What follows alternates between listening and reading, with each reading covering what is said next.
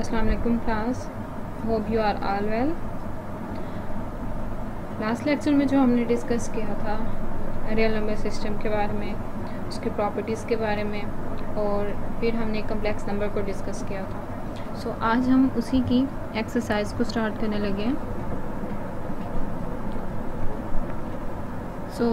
पहला क्वेश्चन है हमारा, एवेल्यूएट ईच एक्सप्रेशन 4 की पावर 3। इसका ये मतलब नहीं है कि हमने 4 को 3 के साथ मल्टीप्लाई करना है।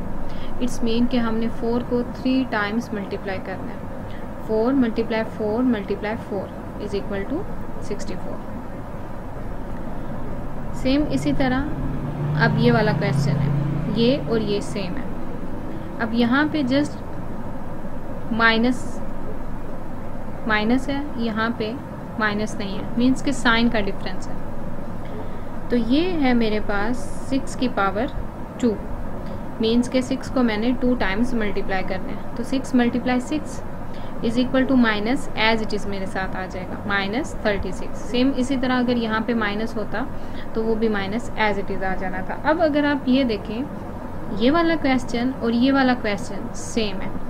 अब इन दोनों में डिफरेंस किस चीज़ का है? ब्रैकेट्स का। अब ये क्या है? -6 होल ब्रैकेट्स की पावर 2 है। अब यहाँ पे सिर्फ -6 और 2 था। अब इसका क्या मतलब है कि ये वाला जो माइनस है, ये मेरे पास जब मैं 2 दफ़ा 6 को लिखूंगी तो दोनों दफ़ा मेरे पास ये वाला जो माइनस है वो उसके साथ जो है वो मल्टीप्लाई होगा। सो -6 मल्टीप्लाई -6 माइनस माइनस प्लस, तो ये आ जाएगा मेरे पास इज इक्वल टू 36। क्लियर? इन दोनों के डिफरेंस का आपको पता चल गया कि ये और ये मेरे पास जब ब्रैकेट्स के अंदर होगा और उसके ऊपर कोई पावर होगी तो इट्स मीन कि मैंने उसको आपस में मल्टीप्लाई करना है जो मेरे पास साइन है।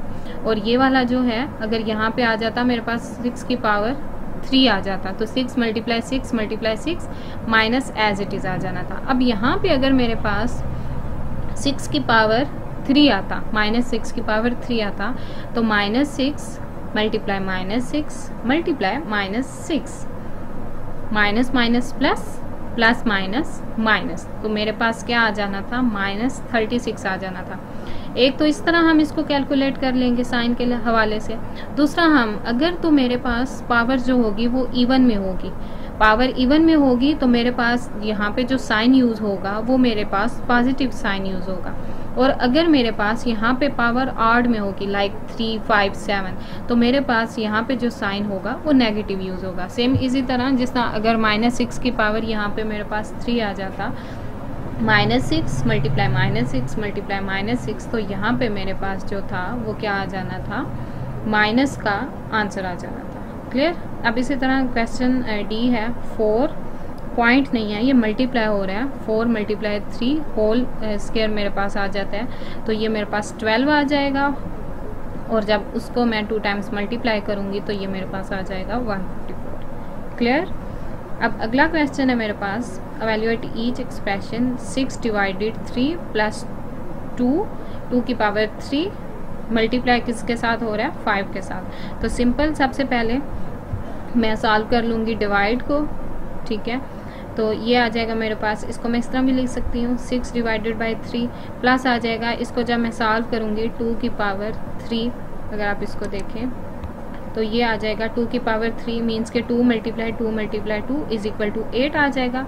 और मल्टीप्लाई मेरे पास किसके साथ हो जाएगा? 5 के साथ, तो 8 और मल्टीप्लाई 5, तो ये आ जाएगा मेरे पास 40, और ऐड होने के बाद मेरे पास आ जाएगा 42। जब इस तरह के क्वेश्चन आ जाते हैं हम इन पे अप्लाई करते हैं डिमैश रूल। ठीक है, ये पहले हम लोग डिस्कस, आपने लास्ट क्लासेस में डिस्कस किया होगा कि डिमैश रूल कब कब हम यूज़ करते हैं कि जब हमारे पास मिक्सचर बन जाता है, लाइक डिवाइड भी हमारे पास आ रहा है, उसमें एडिशन भी आ रहा है, सब्ट्रैक्शन भी आ रहा है, मल्टीप्लिकेशन भी आ रही है। जब चारों ऑपरेशन हमारे पास इकट्ठे आ जाते हैं तो हमें समझ नहीं आती कि हम कौन सा ऑपरेशन सबसे पहले हम जो है वो अप्लाई करें। तो डिमैश मीन्स के D for divide, M for multiplication, A for add and S for subtract. तो जिस तरह यहाँ पे सबसे पहले हमने डिवाइड रूल अप्लाई किया। अब इसी तरह अगला क्वेश्चन है मेरे पास 4 + 3 की पावर 2 डिवाइडेड बाई 6 - 5 × 3। तो सेम इसी तरह 4 प्लस इसको मैं सॉल्व कर लूँगी तो मेरे पास 3 × 3 9 आ जाएगा। अब इसी तरह इसको जब मैं सॉल्व करूँगी तो मेरे पास 15 आ जाएगा, इसको मैं ऐड करूँगी। अब ये जो है मेरे पास आ गया 4 + 9 13 आ गया, डिवाइडेड बाई 6 - 15 -9 आ गया। अब -9, अब ये प्रॉपर्टी होती है हमारे पास कि अगर या तो मेरे पास -13 ऊपर वाले के साथ अगर मेरे पास -13 होता है तो इट्स मीन कि मेरे पास ये दोनों के ऊपर होगा, यानी कि नोमिनेटर के साथ भी माइनस आ जाएगा और डिनोमिनेटर के साथ भी माइनस आएगा। तो ये प्रॉपर्टी होती है हमारे पास A डिवाइडेड बाई -B, तो इट्स मीन कि नोमिनेटर के साथ भी माइनस आएगा और डिनोमिनेटर के साथ भी माइनस आएगा। तो वही हमने किया, तो -13/9 आ गया मेरे पास। अब अगला क्वेश्चन है मेरे पास, evaluate each expression for p is equal to -4, q is equal to 8 and r is equal to -10। Values given है हमारे पास p की, q की और r की। सिंपल हमने क्या करना है, जो मेरे पास क्वेश्चन होगा उस क्वेश्चन में मैंने वैल्यूज पुट कर देनी है। अब क्वेश्चन गिवन है मेरे पास 4p² - 7q + 4r। तो 4p² की वैल्यू मेरे पास क्या आ जाएगी, -4। इसी तरह q की वैल्यू मेरे पास आ गई 8 और प्लस 4r है, r की वैल्यू आ जाएगी मेरे पास -10। तो सिंपली अब ये देखें, ये इसमें हम क्या करेंगे, -4 है, 4 को मैंने 2 टाइम्स मल्टीप्लाई कर लिया, 16 आ जाएगा। पावर मेरे पास इवन है तो मेरे पास साइन कौन सा आ जाएगा, प्लस का आ जाएगा, पॉजिटिव साइन आ जाएगा। तो 7 8 are 56, इसको सॉल्व करने के बाद मेरे पास ये आंसर आ जाएगा -32। सेम इसी तरह मेरे पास अगला क्वेश्चन भी सेम वैसे ही है। सिंपल मैंने क्या करना है, p की जगह पे उसकी वैल्यू पुट कर देनी है, q की जगह पे उसकी वैल्यूज पुट कर देनी है और r की जगह पे मैंने उसकी वैल्यू पुट कर देनी है। फिर मैंने ऊपर भी एलसीएम ले लिया है और इधर भी एलसीएम ले लिया है। इसको सॉल्व करने के बाद मेरे पास 27 डिवाइडेड बाय 17 आ जाएगा। क्लियर? अच्छा, अगला क्वेश्चन है हमारे पास, identify the properties illustrated in each statement. जो प्रॉपर्टीज हमने लास्ट लेक्चर में पढ़ी थी, एसोसिएटिव प्रॉपर्टी पढ़ी थी, जैसे हमने क्लोजर प्रॉपर्टी पढ़ी थी, कम्यूटेटिव प्रॉपर्टीज पढ़ी थी, तो उससे रिलेटेड ये वाले हमारे पास क्वेश्चन है। ठीक है, हमने बताना है कि ये हमारे पास कौन सी प्रॉपर्टी होल्ड कर रही है। अब अगर आप ये देखें 6 प्लस ब्रैकेट के अंदर है मेरे पास 9 + x, तो इसको अगर मैं सॉल्व करूँ 6 + 9, ठीक है, प्लस x को अगर मैं ब्रैकेट से बाहर ले आऊँ तो यहाँ पे मेरे पास ये एसोसिएटिव प्रॉपर्टी होल्ड करेगी, लाइक a + b + c। अब ये मेरे पास सॉल्व करने के बाद 15 आ जाएगा, यहाँ पे मेरे पास x आ जाएगा। तो ये पहले हमने एसोसिएटिव प्रॉपर्टी और देन एडिशन के बाद मेरे पास ये आंसर आ गया। सेम इसी तरह मेरे पास अगला क्वेश्चन है 5/8 और ये मल्टीप्लाई हो रहा है, तो ये मेरे पास एसोसिएटिव प्रॉपर्टी आ जाएगी। सेम इसी तरह y को जो है वो मैंने ब्रैकेट से बाहर निकाल लिया। अब मैंने क्या किया, 16 को 5 के साथ पहले मल्टीप्लाई किया, डिवाइडेड बाय 8 कर लिया, तो मेरे पास आंसर आ जाएगा 10y। ये आ जाएगी मेरे पास मल्टीप्लिकेशन की प्रॉपर्टी। सेम अब इसी तरह ये जो 1/3 है, ये होल जो ब्रैकेट के अंदर जो भी मेरे पास वैल्यू है उस सारे के साथ जो है वो मल्टीप्लाई हो रहा है।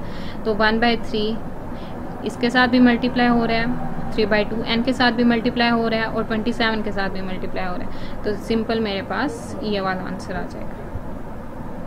और ये आप मुझे बताएंगे ये कौन सी प्रॉपर्टी है। उसके बाद हम बात करते हैं एब्सोल्यूट वैल्यू की, कि एब्सोल्यूट वैल्यू क्या होती है। हमने यहाँ पे एक नंबर लाइन ड्रा की है, ठीक है, ये वाली। यहाँ पे मेरे पास मैंने नंबरिंग की है 0 से 3 तक और यहाँ पे मेरे पास 0 से -3 डिस्टेंस आ गया। ठीक है, तो बेसिकली एब्सोल्यूट वैल्यू हमारे पास होती क्या है। फॉर एग्जांपल ये डिस्टेंस है, ठीक है, distance on a number line from 3 to 0 is 3, as is the distance from -5 to 0। ठीक है, -3 to 0, both of the following are true. ठीक है, क्योंकि डिस्टेंस जो है वो मेरे पास नेगेटिव नहीं होगा, ठीक है, कभी भी नेगेटिव नहीं होगा, तो उसकी जो एब्सोल्यूट वैल्यू होगी वो हमेशा मेरे पास क्या आएगी, पॉजिटिव आएगी। तो बोथ जो कंडीशन है वो मेरे पास क्या है, वो ट्रू है। तो ये आ जाएगा मेरे पास एब्सोल्यूट वैल्यू। जब मॉड ऑफ 3 आ जाएगा is equal to 3, positive condition आ जाएगी।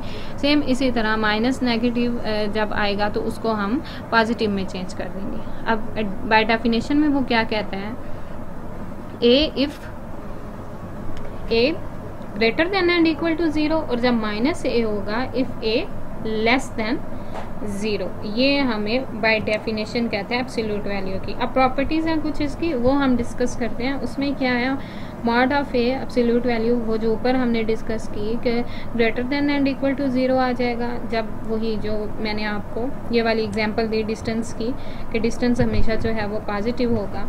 ये नेगेटिव था तो इसको हमने पॉजिटिव में कन्वर्ट कर दिया, ये वाली प्रॉपर्टी आ जाएगी। सेम इसी तरह जब इसका हम प्रोडक्ट लेंगे, ये हमने दोनों का सेपरेट प्रोडक्ट लिया है तो ये मेरे पास इसका कंबाइंड प्रोडक्ट आ जाएगा, ठीक है। इसी तरह फोर्थ प्रॉपर्टी आ जाएगी मेरे पास, मॉड ऑफ ए आ जाएगा divided by mod of B आ जाएगा इज इक्वल टू मेरे पास किसके आ जाएगा, होल के, होल एब्सोल्यूट वैल्यू इस पे अप्लाई हो जाएगी। सेम इसी तरह मेरे पास a plus b less than and equal to absolute a आ जाएगा और प्लस एब्सोल्यूट b आ जाएगा। तो इसको हम आइडेंटिटी के हवाले से भी इसको हम जानते हैं। ट्रायंगुलर इनक्वालिटी जो है वो इसको हम कहते हैं, ठीक है। a plus b less than and equal to absolute a plus absolute b, ये हमारे पास ट्रायंगुलर इनक्वालिटी भी इसको हम कहते हैं, ठीक है। अब इससे रिलेटेड क्वेश्चन हम देखते हैं। सेम वही आ गया मेरे पास -5 डिवाइडेड बाय 8, तो ये मेरे पास नेगेटिव था तो इसको मैंने पॉजिटिव में चेंज कर दिया। सेम इसी तरह अब ये देखें, अब वही जो हमने बात की ऊपर क्वेश्चंस में, पावर्स वाले क्वेश्चंस में, तो ये माइनस एज इट इज़ रहेगा। अब ये पॉजिटिव है तो वही एज इट इज़ आ जाएगा मेरे पास।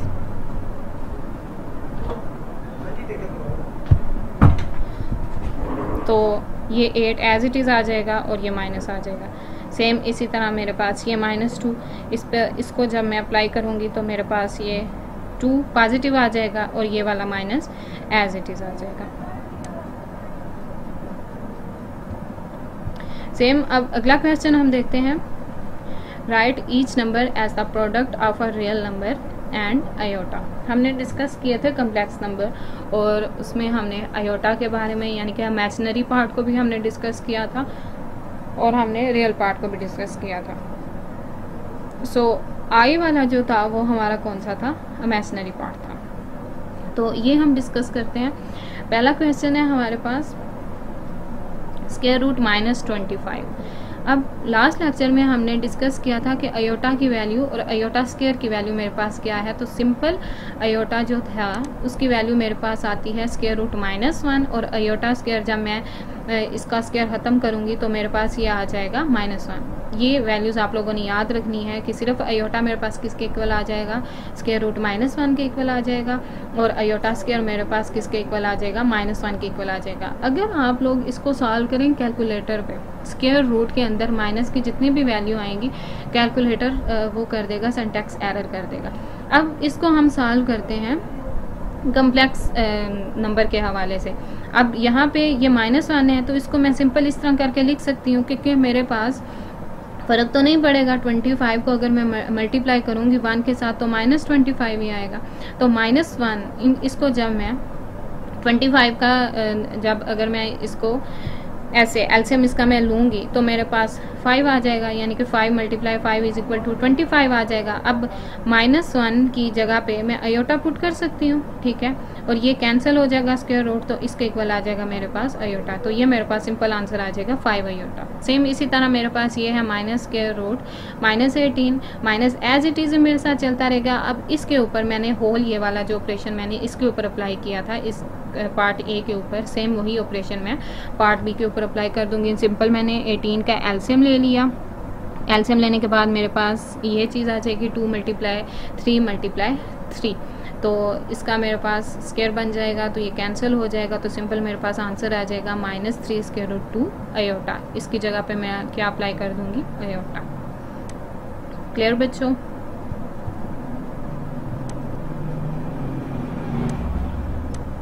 अच्छा, आगे क्वेश्चन है हमारे पास, फाइंड ईच प्रोडक्ट और कोशेंट। ठीक है, सेम वैसे ही क्वेश्चन है। अब इसका हमने प्रोडक्ट भी लेना है और कोशेंट भी लेना है। ठीक है, अब पहला क्वेश्चन जिस तरह स्क्वायर रूट -13, प्रोडक्ट है इसका स्क्वायर रूट -13, 2 है, तो ये मेरे पास, इसको मैं इस तरह करके लिख सकती हूँ। ठीक है, तो ये आ जाएगा मेरे पास, स्क्वायर आ जाएगा, स्क्वायर और स्क्वायर रूट कैंसिल हो जाएगी। ये क्यों कैंसिल होता है? क्योंकि स्क्वायर रूट की वैल्यू मेरे पास 1/2 होती है। ठीक है, तो ये आ जाएगा मेरे पास 13 आ जाएगा। माइनस क्यों नहीं आया साथ? क्योंकि मेरे पास जो पावर थी वो मेरे पास कौन सी थी? पॉजिटिव थी, इस वजह से मेरे पास माइनस नहीं आया, तो सिंपल मेरे पास क्या आ गया? 13 आ गया। सेम अब इसी तरह ये वाला भी क्वेश्चन है, स्क्वायर रूट -3 है और स्क्वायर रूट -8 है, तो इसको मैं एक स्क्वायर रूट में भी लिख सकती हूँ। -3 और -8 इन दोनों को मल्टीप्लाई करेंगे तो मेरे पास ये चीज़ आ जाएगी, तो मेरे पास ये आ जाएगा 2 स्क्वायर रूट 6 जब इसका मैं एलसीएम लूँगी। ठीक है, सेम अब इसी तरह ये हमने प्रोडक्ट की बात कर ली। अब ये वाले क्वेश्चन मेरे पास कोशेंट के हैं। ये आ जाएगा -8 डिवाइडेड बाय 27। अब ये मेरे पास क्यूब रूट आ जाएगा। अब क्यूब रूट मीन्स कि इस रूट की वैल्यू मेरे पास क्या आ जाएगी? 1/3। इसकी वैल्यू मेरे पास क्या आती है? सिंपल जो हमारे पास स्क्वायर रूट होता है उसकी वैल्यू मेरे पास 1/2 होती है। अब यहाँ पे जितने भी अगर यहाँ पे 5 आ जाता, 7 आ जाता, तो उस रूट की वैल्यू मेरे पास उसी हवाले से चेंज हो जानी थी। अब यहाँ पे 3 है, तो इट्स मीन इस रूट की वैल्यू मेरे पास 1/3 आ गई है। तो इसको मैं इस तरह करके भी लिख सकती हूँ, -8 डिवाइडेड बाई 27, 1/3 आ जाएगा। अब इसको जब मैं एलसीएम लूँगी तो 2 × 2 डिवाइडेड बाई 3 × 3 आ जाएगा। तो सिंपल ये मेरे पास 2 की पावर 3 आ जाएगा, 3 की पावर 3 आ जाएगा। अब ये जो 1/3 है ये होल के ऊपर है, तो इसको मैंने इस तरह करके लिख लिया। ये 3 से कैंसिल हो जाएगा, ये भी कैंसिल हो जाएगा, तो मेरे पास सिंपल आंसर आ जाएगा -2 डिवाइडेड बाई 3। अब नेक्स्ट क्वेश्चन सेम ऐसा ही है, ये आप लोग खुद करेंगे। ठीक है, अब नेक्स्ट लेक्चर में इंशाल्लाह मिलते हैं। सी यू, अल्लाह हाफिज़।